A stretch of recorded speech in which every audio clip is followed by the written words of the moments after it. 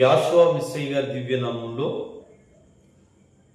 ఈ కార్యక్రమాన్ని వీక్షిస్తున్న మీ అందరికీ నా ప్రేమపూర్వకమైన శుభాకాంక్షలు తెలియపరుస్తున్నాను.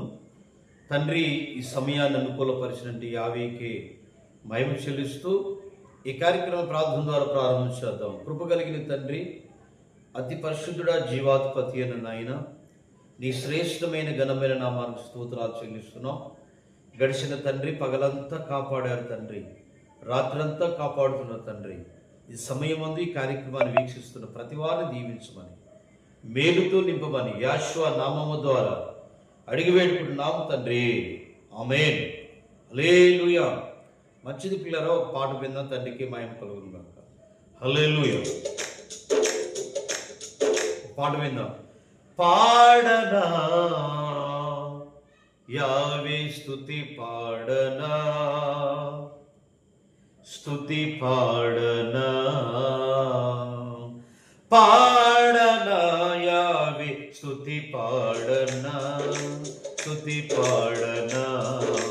మా పాట నీ పాద సేవంకితము చేసి, నా పాట నీ పాద సేవంకితము చేసి, పాడనా యావే స్తుతి పాడనా, స్తుతి పాడనా, పాడనా యావే స్తుతి పాడనా, స్తుతి పాడనా.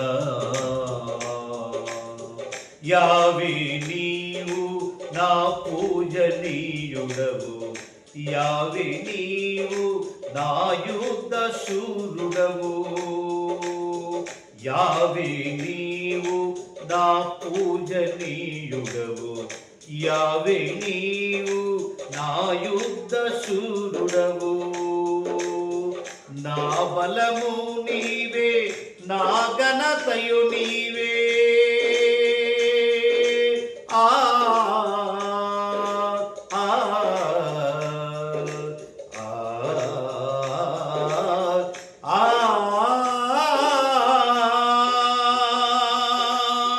నా బలము నీవే, నా ఘనతయు నీవే, నా స్వరమునకు మధురిమము నీవే, నా స్వరమునకు మధురిమము నీవే. పాడనా యావే స్తుతి పాడనా, స్తుతి పాడనా, పాడనా యావే స్తుతి పాడనా, స్తుతి పాడనా.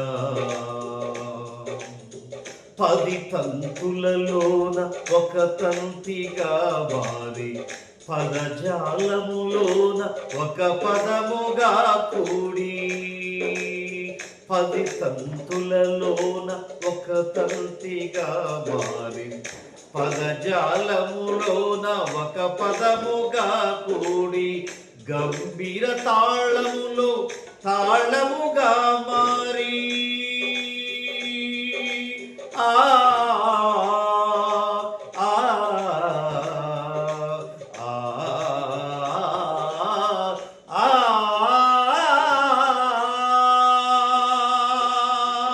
గంభీర తాళములో తాళముగా మారి, సరిగమ పదని సస్వరములలో తేలి, సరిగమ పదని సస్వరములలో తేలి, పాడనా యావే స్తుతి పాడనా, స్తుతి పాడనా.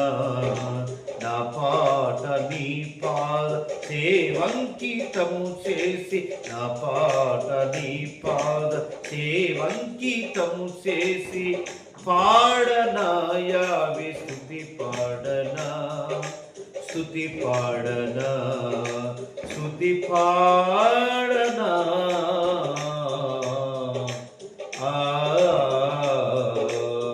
పాడనా యావే స్తుతి పాడనా, స్తుతి పాడనా, స్తుతి పాడనా.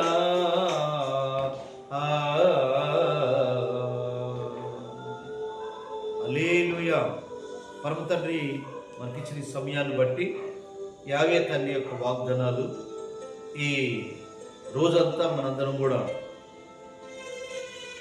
ధ్యానించే వారమై ఉన్నాము. శ్రేష్టమైన సమయంలో ఈరోజు ఈ వాగ్దానాలు మీరందరూ కూడా చదువుకొని గ్రంథంలో ఉన్న సత్యాన్ని గమనించి చివరి వరకు ఈ కార్యక్రమాలు వీక్షిస్తున్న మీ అందరికీ నా ప్రేమపూర్వకమైన షలోం తెలియపరుస్తూ, శిష్యులకుండే నిజమైన గుర్తులు ఏంటి అనేది ఈరోజు వాక్యాంశంలో జ్ఞాపకం చేసుకుందాము. శిష్యులకుండే నిజమైన గుర్తులు ఏంటి అని అంటే,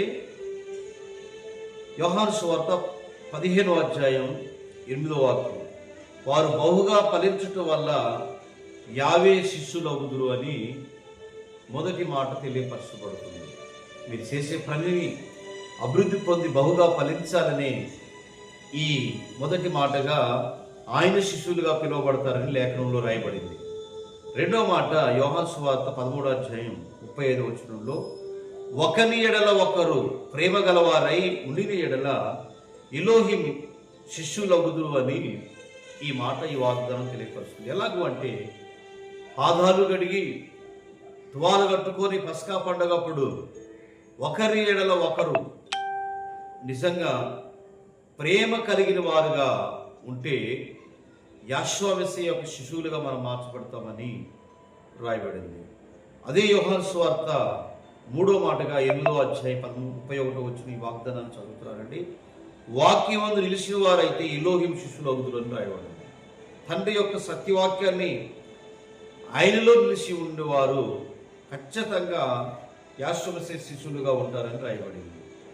4వ మాట యెషయా గ్రంథం 50వ అధ్యాయం 4వ వచనంలో, ఇను బుద్ధి గలవారై యావే శిష్యులగుదురు అని రాయబడింది. ఇంటానికి ప్రేమ కలిగిన వారుగా చాలామంది తక్కువగా కనపడుతూ ఉంటారు కనుక వినాలి, నేర్చుకొని తండ్రి సన్నిధిలో ఉన్నవారు యావే శిష్యులగుదురు అని రాయబడింది. 5వ మాట. 6వ మాట మత్తయి సువార్త 12వ అధ్యాయం 49వ వచనంలో, ఎలోహిం చిత్తం జరిగించు వారే ఆయన శిష్యులగుదురు అని రాయబడింది. అలాగనే అపోస్తల కార్యాలు 13వ అధ్యాయం 52వ వచనంలో, శ్రమల మధ్యలో ఆయన శ్రమలు అనుసరిస్తూ శ్రమకాలంలో ఉండేవారే ఆయన శిష్యులు అవుతారని రాయబడింది. అలాగనే 7వది అపోస్తల కార్యాలు 11వ అధ్యాయం 29వ వచనంలో, అపోస్తల కార్యాలు 11వ అధ్యాయం 29వ వచనంలో, శక్తి కొరకు సహాయం చేయవారు ఆయన శిష్యులు అవుతారు.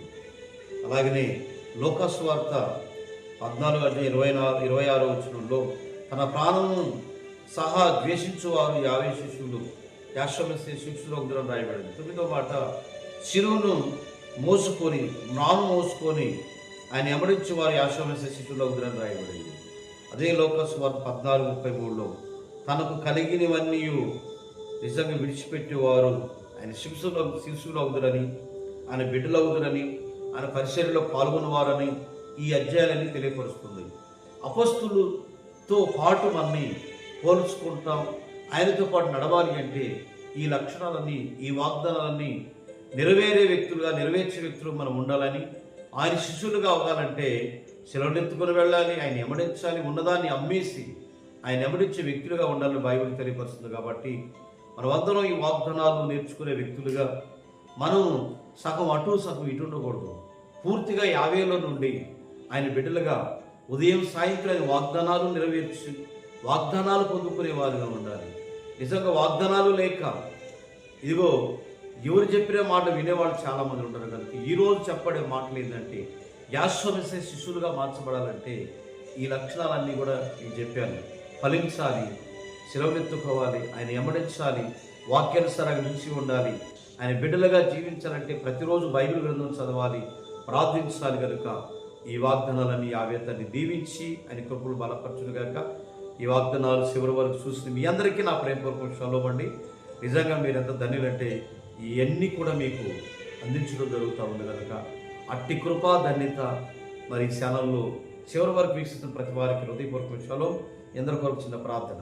మహిమ కలిగిన తండ్రి పరిశుద్ధుడా, ఈ కార్యక్రమాన్ని ప్రతిరోజు వీక్షిస్తున్న బిడ్డలను, ఈ వాగ్దానాలు వింటున్న బిడ్డలను ఆశీర్వదించమని, వారి కుటుంబాల్లో తండ్రి మీరైంది జరిపించమని, ఈరోజు పెళ్లి రోజు జరుపుకున్న బిడ్డలను, పుట్టినరోజు జరుపుకున్న బిడ్డలను నిండుగా దీవించి సంవత్సరం అంతా ఆశీర్వదించండి. గృహ కూడికలు తండ్రి అయా సభలు నిర్వహిస్తున్న బిడ్డలకు సంపూర్ణమైన తండ్రి మంచి మనసు ఆరోగ్యం దయచేయండి.